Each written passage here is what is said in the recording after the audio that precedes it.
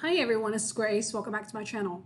In the last video, I showed you two very important maps that's basically like a balance sheet analysis as of March 2022. So one is the inventory year-over-year change and the other one is the price change. So those two charts are super important for you to understand the position of different housing markets in the metro areas in the US. So the thing you should get from that video is that while the crashing signals are starting in some areas where the inventories are picking up like crazy and there are price cuts like really heavy in those areas, in a lot of other metro housing markets, the inventories are still decreasing and the prices are still going up. So there's a lot of like very strange market movement in these like different types of markets. So make sure that you check out that video up here to have a very comprehensive and analytical understanding of the situation. And so in today's video, I want to cover a little bit about the analysis of the upcoming FOMC meeting. It's actually happening today and tomorrow, and I believe that they're going to make an announcement of what the Fed rate hike will be and also the balance sheet shrinkage in tomorrow's meeting. Before we begin, remember to subscribe to my channel and click on the bell button so you'll get notified immediately when new videos are uploaded. Also, feel free to give this video a thumbs up if you find it useful. The first thing that I'm going to do is to forecast what the Fed will do in terms of the Fed rate hike in its May meeting and possibly for the rest of the year. And I actually did quite a bit of analysis of the rates, you know, either it's interest rates, mortgage rates, or federal funds rate or whatever on my Tableau profile. So I'm just going to use I'm going to use this chart to analyze what the forecast may be. And so I'm not going to go into like all these like crazy lines for now. The only thing that I'm going to talk about is the yellow line here, which is the effective federal funds rate. So as of March 31st and actually now, the effective federal funds rate is at 0.33% because it only raised 25 basis points in its March meeting.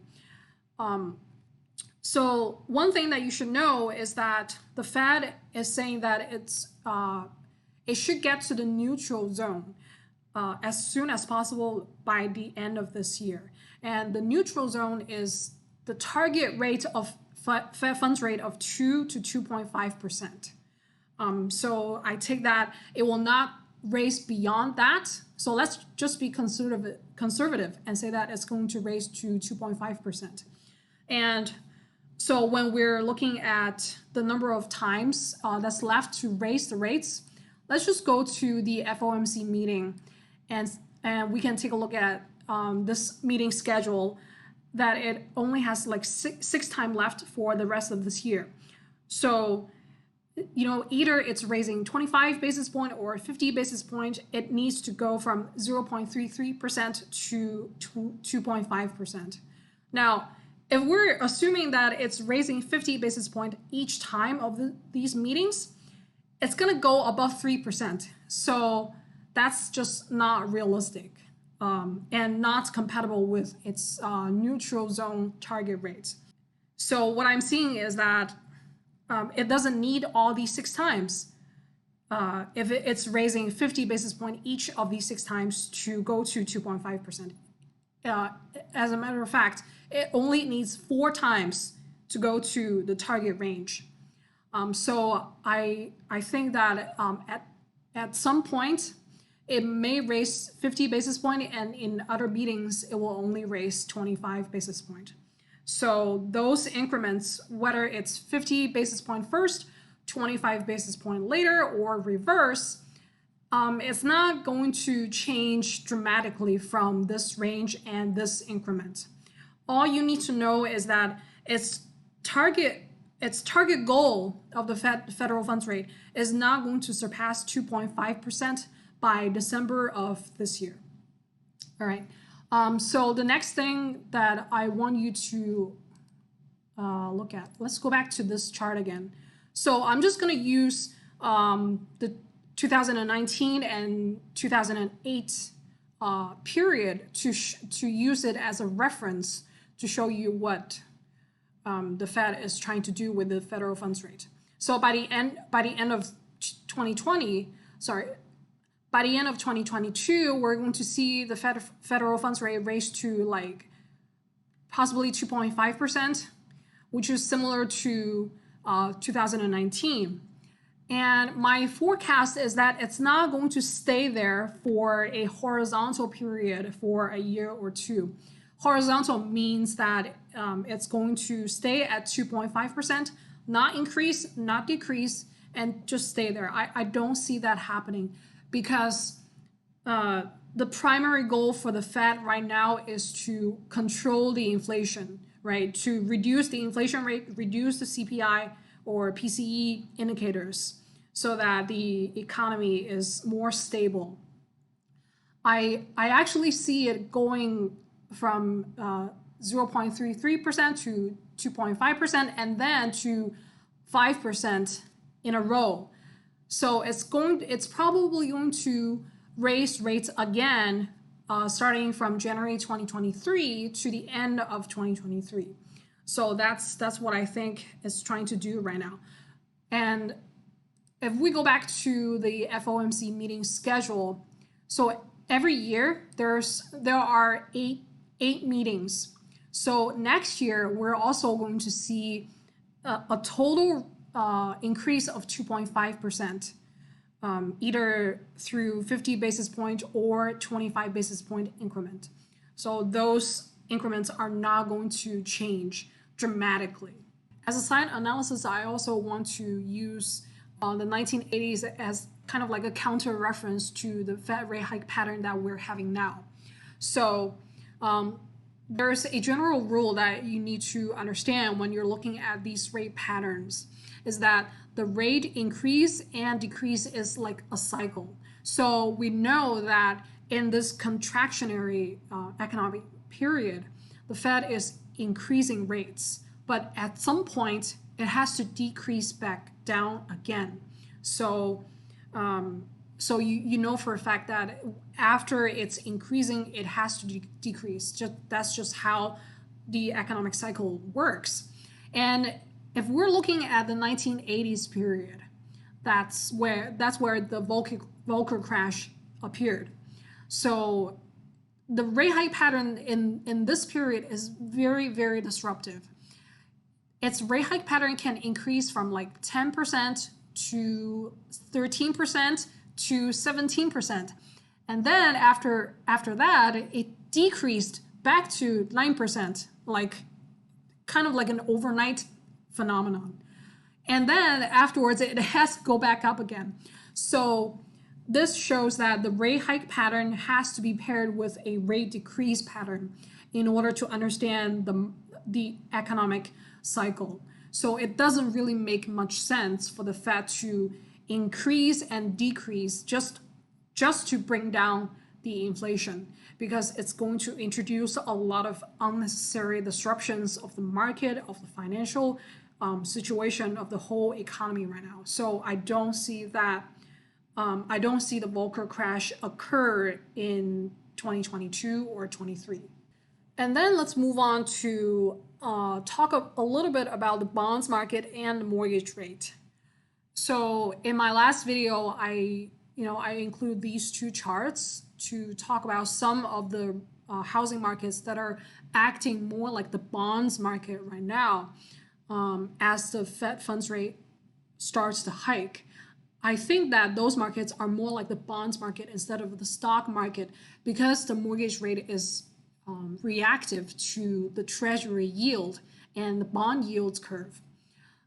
So when we're looking at so this chart, I'm going to show you the 10-year treasury yield because the 30-year fixed mortgage rate and the 15 fixed and the 5/1 adjustable mortgage rates act according to the 10-year treasury yield. So the mortgage rate is not really regulated directly by the Fed funds rate, but it acts according to the treasury market or the bonds market. So you can clearly see that like since March 2022, the 10-year treasury yield is increasing like crazy. It's having a major allergic reaction, right? In March 4th, it was only at 1.74%. And then by now, it's close to 3%. So that's not normal. And why does that occur? In my opinion, I think that partly it's because of the Fed rate hike. But you also have to understand that the Fed only hikes the rates by 25 basis points. So that's not really that big of a deal. But what really occurs in the bonds market, all right, I'm just gonna use this chart that I did earlier to show you what that means. So you're seeing this kind of allergic reaction because a lot of people are getting afraid. Either it's institution, it's banking, mutual fund, or whatever institution out there. They fear that increasing the interest rate will increase the cost of borrowing, and they want to stay out of the default risk zone as early as possible. So that's why you're seeing the bonds market reacting very, very crazy at this moment. It's because the market is reacting crazy. They don't want to get into default. Because if you ever go into default in a very massive amount, no one will borrow money to you. Sorry, no one will lend you money. That's just like a very bad situation that nobody wants to get involved in. So that's why you're seeing this crazy situation here. And the thing is that these mortgage rates, they move according to the 10-year treasury yield. So that's why the mortgage rate is going up like crazy. And it's also creating a ripple effect in the housing market in some of the areas where there are not enough interested renters or buyers. So in the next part, I'm trying to explain in very simple language a not so simple concept, and that is how the Fed reduces the balance sheet. So the first chart that I want you to look at is the Fed's asset amount compared to the three most important stock indicators. So we can see that at the beginning of 2020, the Fed's asset size is approximately at $4 trillion. And then by the beginning of 2022, it increased to 8 trillion. So that's almost doubled. And you need to understand that bringing down that amount, that massive amount of asset, it's not easy and it's not occurring overnight. So with that in mind, let's continue to take a look at the FOMC meeting, which occurred in March. In that meeting minutes, it included very, very detailed and specific plans to how the Fed will conduct actions to reduce the balance sheet size. So the first thing is that I'm sure you have heard that it will reduce a certain amount of treasury securities and mortgage-backed securities. So its plan is to reduce the treasury securities by $60 billion per month and $35 billion of mortgage-backed securities per month. So that's the increment. So in total, it's going to reduce the asset size by $95 billion per month. So the next thing that I want to show you is the summary of the meeting minutes. So here there are two very important tools that's used to take action to reduce the balance sheet. And the first thing is repurchase, and the next thing is reverse repurchase. So like these two terms are actually not easy to understand at all. When I'm looking at them, I'm like, is the Fed selling the assets to the holders, the security holders, or the other way around? It's just very complicated. So instead of looking at these two like concepts, the thing that I would focus on is the rate and also the amount. So the thing that you should understand is that the US system is a Tableau system. It's not like a socialist system where the central government controls how the economy and the players in the market should behave. The central government cannot say to a bank or a mutual fund institution that you should buy this certain amount of securities at this rate. If you don't buy it, you're going to suffer a punishment or something. It can't do that. So the way it does is that, for example, if I'm the Federal Reserve and then you are a mutual fund, right? So I'm saying I'm offering you to buy the treasury securities or mortgage-backed securities or whatever, right, at a certain rate. So that rate, in order to convince you to buy, I have to promise to buy it back from you at a higher rate so that you can actually make money, so that there is an economic incentive for you to buy. Otherwise, why would you buy securities at a cost that you're suffering a loss, right? It just doesn't make any sense for you as a mutual fund. So instead of focusing on repo and reverse repo, those two terms are even impossible to pronounce. So just forget about those terms for now and look at the rates. So in this rate, it's saying that it's offering institutions to buy these treasury securities and MBS at 0.3%. However, it can only convince them to buy with the promise to buy it back at 0.5%. So that gives them the incentive to make a profit at 0.2% at a later date. So that's how it conducts the asset sell-off, and that's how it contracts. It kind of pull the money out of the market and into the Federal Reserve. So instead of focus on these really complicated terms, just focus on these rates and understand that there are many different kind of institutions or individuals that hold the securities issued by the Fed. So I also like to include another chart that I did a couple of months ago. Is a pie chart.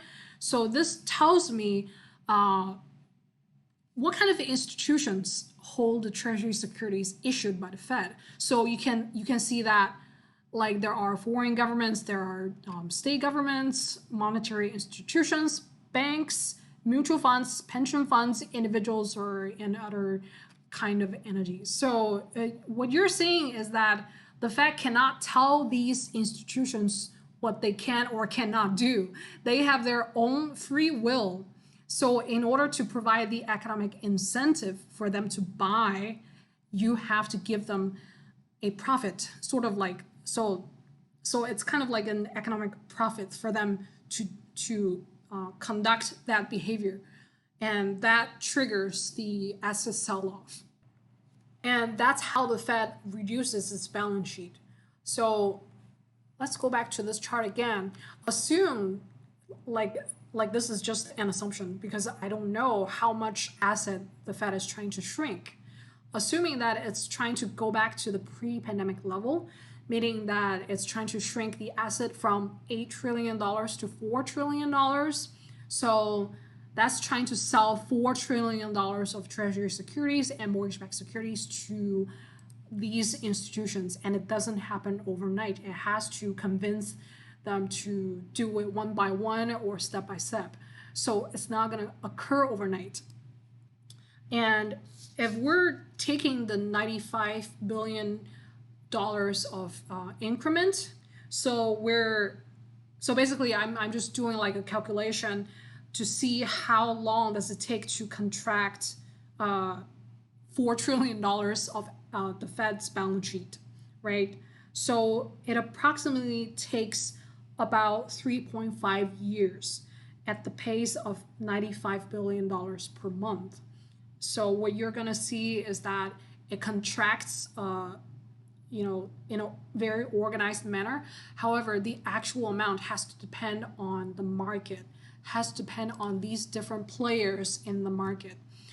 So during this time, what you're going to see is that the stocks are going to contract according to the pace of the asset sell-off. So for those of you that are out there, you're already seeing like the stocks are getting really volatile during this period, and we're going to see more volatility ahead of time. So that's basically what it's going to be in the next 2 to 3, possibly like within 5 years. I'm just going to put it in a very conservative zone. We're experiencing a contractionary economic environment, and this is occurring in a very organized manner. Obviously, it's not overnight, so you need to understand how you want to allocate your asset and how to plan financially and in a very organized manners to avoid some of the risks introduced by these either the Fed rate hike or the balance sheet sell-off. So this is pretty much today's video about my explanation of the forecast of how the Fed will take action in terms of the Fed rate hike and its balance sheet sell-off in the next couple of years. And I hope you find it useful. So these are not really easy concept to understand, but you can watch the video over and over again if you need to, and also pair it up with the charts on my Tableau profile, so it's easier to grasp. All right. As always, thank you very much for watching, and I'll see you on the next one.